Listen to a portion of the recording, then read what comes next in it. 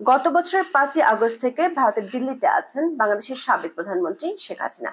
নিরাপত্তার স্বার্থে ভারত সরকার তার অবস্থান সম্পর্কে কোনো তথ্য প্রকাশ করেনি।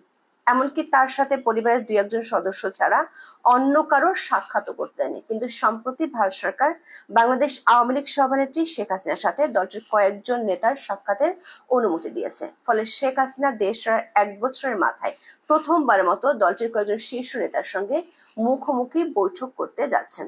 26শে জুলাই দিল্লিতে শেখ হাসিনার বাংলোতে এই বৈঠক হতে পারে বলে ভারতের একাধিক সূত্র নিশ্চিত করেছে। ধারণা করা হচ্ছে, জুলাই হত্যাকাণ্ডের সাথে জড়িত থাকার অভিযোগে এবং দায়েরকৃত মামলাগুলো মোকাবেলা এবং সম্প্রতি গোপালগঞ্জে সংঘটিত হত্যাকাণ্ড ও মানবাধিকার লঙ্ঘনের বিষয়টি আন্তর্জাতিক পরিমণ্ডলে প্রচার এবং দলের ভবিষ্যৎ কর্মপরিকল্পনা সম্পর্কে এই বৈঠকে আলোচনা হতে পারে। বিস্তারিত জানতে চলুন যাওয়া যাক বিশ্লেষণে।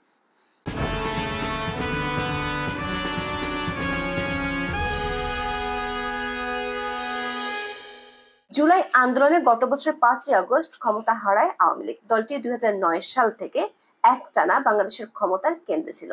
5ই আগস্ট শেখ হাসিনা দেশ ছেড়ে চলে যান ভারতে। সে সময় তার কাছে ছিল লাল পাসপোর্ট। পরে বাংলাদেশের অন্তর্বর্তী সরকার তার সেই লাল পাসপোর্ট বাতিল করে। ভারত সরকার আনুষ্ঠানিকভাবে জানিয়েছিল শেখ হাসিনা ভারত সরকারের রাষ্ট্রীয় অতিথি হিসেবে দেশটিতে আছেন। বাংলাদেশের পররাষ্ট্র মন্ত্রণালয় থেকে শেখ হাসিনাকে ফেরত চেয়ে নোট ভারবালো পাঠানো হয়েছিল, কিন্তু ভারত সরকার তার কোনো উত্তর দেয়নি। এর মধ্যে শেখ হাসিনা দিল্লি থেকে সামাজিক মাধ্যমে প্রায় বক্তব্য দেন, বিশেষ করে দলীয় নেতা কর্মীদের উদ্দেশ্যে বক্তব্য দিয়ে থাকেন। তেমন একটা বক্তব্যকে ঘিরে বাংলাদেশের আন্তর্জাতিক অপরাধ ট্রাইব্যুনালে আদালত অবমাননার মামলা দায়ের হয়েছিল।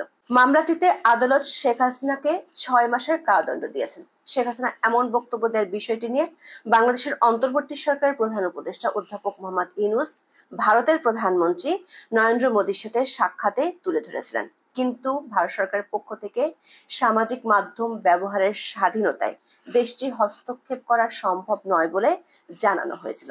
এর মধ্যে বাংলাদেশের অন্তর্বর্তী সরকার বহুবার করবে না করবে বললেও শেষ পর্যন্ত আওয়ামী লীগের কার্যক্রম নিষিদ্ধ করেছে। অভিযোগ আছে, সরকার সমর্থক কিংস পার্টির নেতাদের খুশি করতে দেশি বিদেশি বিরোধিতা সত্ত্বেও ডক্টর ইউনূস প্রশাসন আওয়ামী লীগের কার্যক্রমে নিষেধাজ্ঞা আরোপ করে। শেখ হাসিনা দিল্লিতে থাকলেও ভারত ও আন্তর্জাতিক গণমাধ্যমগুলোর খবরে বলা হয়েছে তিনি বেশ কড়া নিরাপত্তার মধ্যে আছেন। এমনকি তার নিরাপত্তার স্বার্থে ভারত সরকার তার অবস্থান সম্পর্কে সুনির্দিষ্ট কোনো তথ্য প্রকাশ করেনি। এমনকি তার সাথে কারো দেখা সাক্ষাতেও ছিল কড়াকড়ি। শেখ হাসিনা দেশ ছাড়ার সময় তার সঙ্গী ছিলেন ছোট বোন শেখ রেহানা। আবার বিশ্ব স্বাস্থ্য সংস্থার আঞ্চলিক প্রধান হওয়ার সুবাদে শেখ হাসিনার মেয়ে সাইমা ওয়াজেদ পুতুল আগে থেকেই দিল্লিতে ছিলেন। সূত্রগুলো বলছে, গত ঈদ উল আজহার সময় দিল্লিতে যান শেখ হাসিনার মার্কিন প্রবাসী পুত্র সজীব ওয়াজেদ জয়। তিনি সেখানে 7 দিনের মতো তার মায়ের সাথে কাটিয়েছিলেন। সজীব ওয়াজেদ জয় এর আগে বাংলাদেশি পাসপোর্ট ব্যবহার করতেন, কিন্তু বাংলাদেশের অন্তর্বর্তী সরকার তার পাসপোর্ট বাতিল করায় তিনি সম্প্রতি যুক্তরাষ্ট্রের নাগরিকত্ব নেন। মার্কিন পাসপোর্ট নিয়ে তিনি দিল্লিতে মায়ের সাথে দেখা করতে গিয়েছিলেন। দিল্লির পররাষ্ট্র মন্ত্রণালয়ের একটি সূত্র জানিয়েছে, বাংলাদেশের সাবেক প্রধানমন্ত্রী শেখ হাসিনার নিরাপত্তার কথা বিবেচনায় রেখে তার অবস্থান নিয়ে চূড়ান্ত সতর্কতা অবলম্বন করে আসছে ভারতের স্বরাষ্ট্র মন্ত্রণালয়। শুধু নিরাপত্তাই নয়, একজন অতিথি রাষ্ট্রপ্রধানকে যে ধরনের সুযোগ সুবিধা ও মর্যাদা দেওয়া হয়ে থাকে বাংলাদেশের সাবেক প্রধানমন্ত্রীর জন্য তাই বরাদ্দ আছে। নিয়মিত তার স্বাস্থ্য পরীক্ষা করা হয়। প্রধানমন্ত্রী থাকাকালে তার চোখের চিকিৎসা হয়েছিল যুক্তরাজ্যে, আর কানের চিকিৎসা হয়েছিল যুক্তরাষ্ট্রে। ভারত সরকারের পক্ষ থেকে পুরাতন চিকিৎসকদের সাথেও যোগাযোগ করা হয়েছে, কিন্তু গত 1 বছরে নিজ পরিবারের সদস্যরা ছাড়া অন্য কাউকে দেখা করার অনুমতি দেয়নি ভারত সরকার।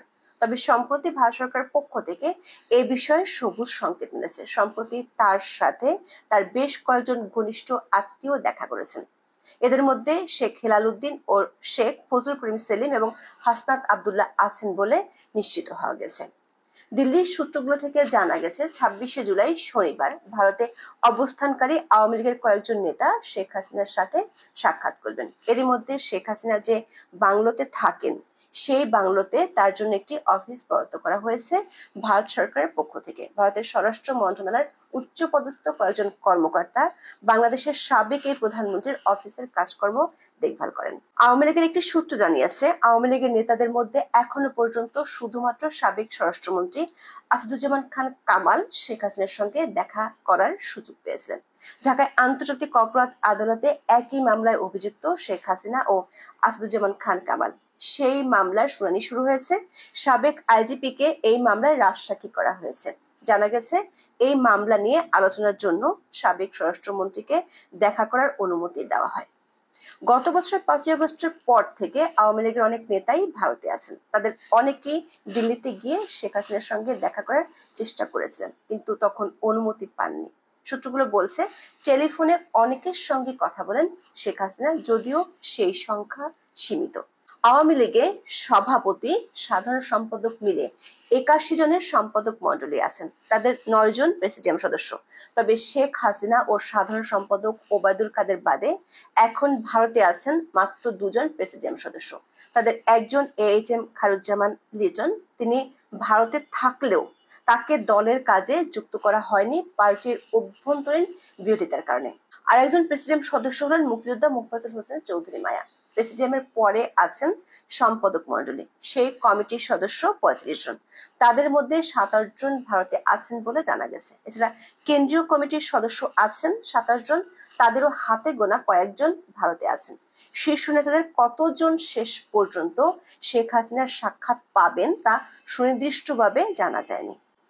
গত 25শে ফেব্রুয়ারি দৈনিক প্রথম আলোতে প্রকাশিত একটি খবরের শিরোনাম ছিল, কলকাতা, লন্ডন ও নিউ ইয়র্কে আওয়ামী লীগের নেতাদের বিলাসী জীবন। ওই খবরে বলা হয়, আওয়ামী লীগের সাধারণ সম্পাদক ও সাবেক সড়ক পরিবহন ও সেতুমন্ত্রী ওবায়দুল কাদের এবং সাবেক স্বরাষ্ট্রমন্ত্রী আসাদুজ্জামান খান কামাল আছেন কলকাতার অভিজাত রাজারহাট নিউ টাউন এলাকায়। আওয়ামী লীগের সভাপতি মণ্ডলীর সদস্য জাহাঙ্গীর কবির নানক পূর্ব কলকাতার সল্ট লেকে থাকেন। সাবেক পাট ও বস্ত্রমন্ত্রী নানকের সঙ্গে তার স্ত্রী, মেয়ে ও জামাতা থাকেন। আওয়ামী লীগের যুগ্ম সাধারণ সম্পাদক ও সাবেক সংসদ সদস্য আফামা বাহাউদ্দিন নাসিম স্ত্রীকে নিয়ে থাকছেন কলকাতার আরেক আবাসিক এলাকা তফসিয়ায়। সাবেক সংসদ সদস্য আলাউদ্দিন আহমেদ চৌধুরী নাসিম থাকেন কলকাতার টাটা হাউজিং অ্যাভিনিউতে।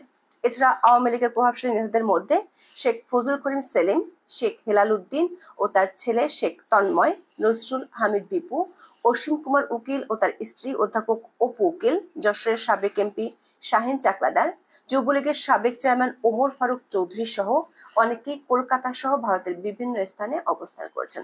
সাবেক শিক্ষামন্ত্রী মহিবুল হাসান চৌধুরী নফেল কলকাতায় ভাড়া বাসায় থাকছেন। তার ব্রিটিশ বংশোদ্ভূত স্ত্রী ও 2 মেয়ে লন্ডনে থাকতেন। সম্প্রতি নফেল তাদের কলকাতায় নিয়ে যান। আওয়ামী লীগের যুগ্ম সাধারণ সম্পাদক মাহবুব উল আলম হানিফ দিল্লিতে অবস্থান করছেন। শেখ হাসিনার সাবেক প্রতিরক্ষা উপদেষ্টা তারিক আহমেদ সিদ্দিক কলকাতা থাকেন। ভারতে নিজের বাড়িতে থাকছেন আওয়ামী লীগের নেতা আবুল হাসান আবদুল্লাহ ও তার ছেলে বরিশাল সিটি কর্পোরেশনের সাবেক মেয়র সেনেবাদ সাদিক আবদুল্লাহ। অন্যদিকে সাবেক চিফ হুইপ নূরি আলম চৌধুরী লিটন ও তার ভাই যুবলীগ নেতা নিক্সন চৌধুরী থাকছেন কলকাতায়। গত 7ই ফেব্রুয়ারি বিবিসি বাংলাতে প্রকাশিত এক খবরে বলা হয়েছে, বিভিন্ন সূত্র থেকে বিবিসি বাংলা জানতে পেরেছে, আওয়ামী লীগের প্রথম সারির বা ক্যাটাগরি 1 এর নেতাদের মধ্যে অন্তত 200 জন পশ্চিমবঙ্গে আছেন। এই শ্রেণীর নেতাদের মধ্যে যেমন আছেন দল ও সাবেক সরকারের শীর্ষ পদাধিকারী এবং মন্ত্রীরা, তেমনই আছেন প্রায় 70 জন সংসদ সদস্য। সূত্রগুলো বলছে, বাংলাদেশে হিন্দু সম্প্রদায় আওয়ামী লীগ নেতাকর্মীদের উপর নির্যাতন, বিশেষ করে গোপালগঞ্জের সংগঠিত হত্যাকাণ্ডের বিষয়টি আন্তর্জাতিক পরিমণ্ডলে ভালোভাবে প্রচার করতে চায় আওয়ামী লীগ। গোপালগঞ্জে সরকার সমর্থক কিংস পার্টি এনসিপি সমাবেশকে ঘিরে আইন শৃঙ্খলা বাহিনীর সদস্যরা বিক্ষোভকারীদের উপর গুলি চালিয়েছিল। ওই ঘটনায় 5 জন মারা যায়। বাংলাদেশের মানবাধিকার সংস্থা আইন ও সালিশ কেন্দ্র তাদের প্রাথমিক অনুসন্ধানে গোপালগঞ্জে গুরুতর মানবাধিকার লঙ্ঘনের প্রমাণ পেয়েছে। এ নিয়ে গণমাধ্যমে খবরও প্রকাশিত হয়েছে। আওয়ামী লীগের পক্ষ থেকে এই বিষয়টিকে কেন্দ্র করে আন্তর্জাতিক পরিমণ্ডলে বাংলাদেশের অন্তর্বর্তী সরকারের বিরুদ্ধে শক্ত জনমত গড়ে তুলতে চায়। সেটি নিয়ে দলের নেতাদের দিক নির্দেশনা দিতে পারেন বাংলাদেশের আদালতে অভিযুক্ত সাবেক প্রধানমন্ত্রী শেখ হাসিনা। তবে আওয়ামী লীগের নেতাদের পক্ষ থেকে ভিন্ন নামে গোপালগঞ্জের ইস্যুটিকে নিয়ে দিল্লিতে একটি সংবাদ সম্মেলনের আয়োজন করা হয়েছিল, কিন্তু ভারত সরকার আপত্তিতে শেষ পর্যন্ত ওই সংবাদ সম্মেলনটি বাতিল করা হয়। এখন এই পর্যন্ত। সবাই ভালো থাকুন, সুস্থ থাকুন, নিরাপদে থাকুন। দেখা হবে আগামী পর্বে।